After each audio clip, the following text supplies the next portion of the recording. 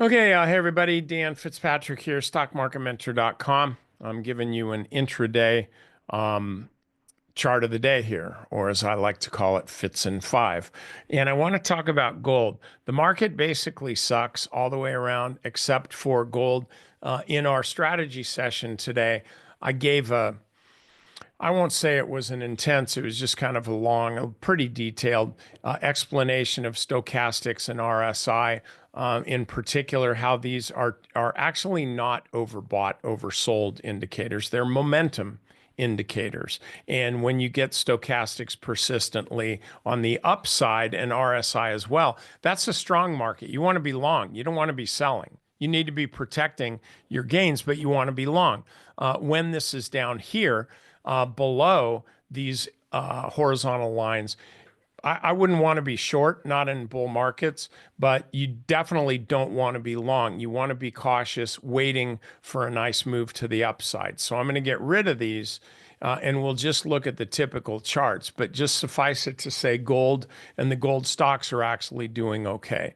So if we look at gold here, you'll see we got a nice clean breakout here today at Stock Market Mentor. I've been talking about this for a while, how this looks really good. And this is kind of a high handle on this really kind of an ugly, creative cup and handle. You could say this is a cup, and then you get a breakout. And then this actually moved about 5% above the breakout level before we got any kind of a pullback. So now we're getting a continuation to the upside.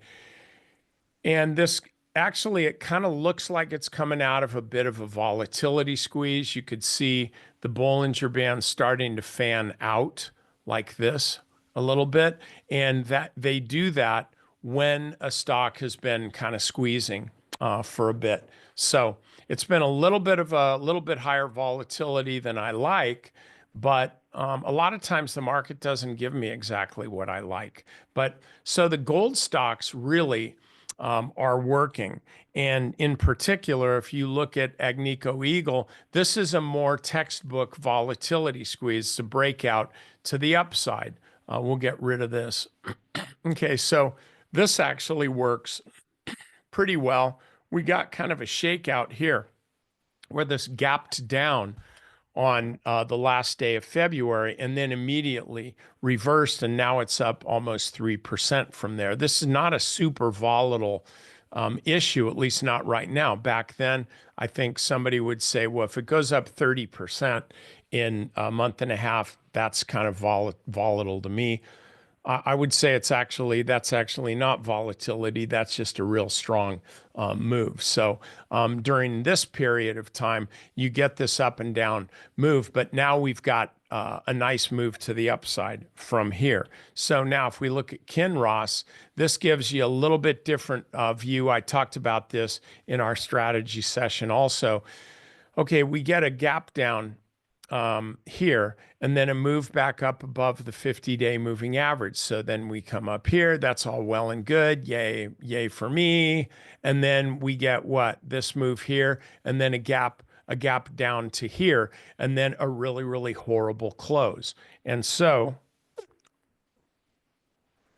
that's all nice. Bad close. Wide range, not a good close. Horrible close right here.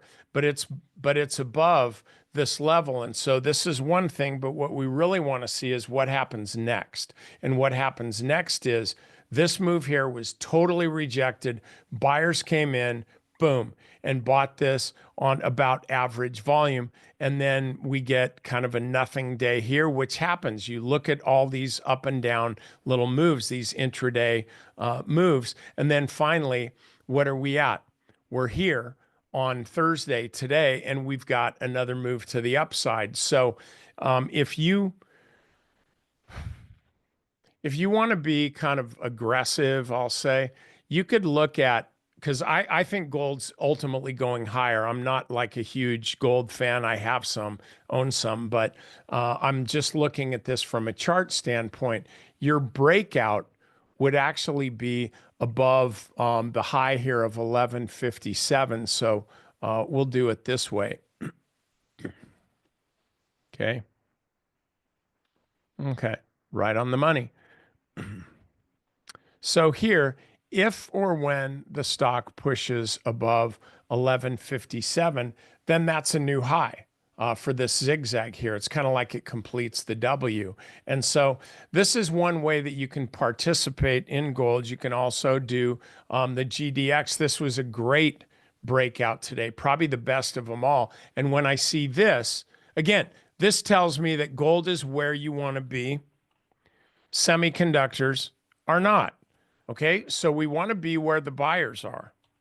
Then this is the mini gold miners, the smaller cap companies. Again, nice move to the upside. So I'll just tell you this, and I've gone through a lot of sectors, a crap load of stocks here.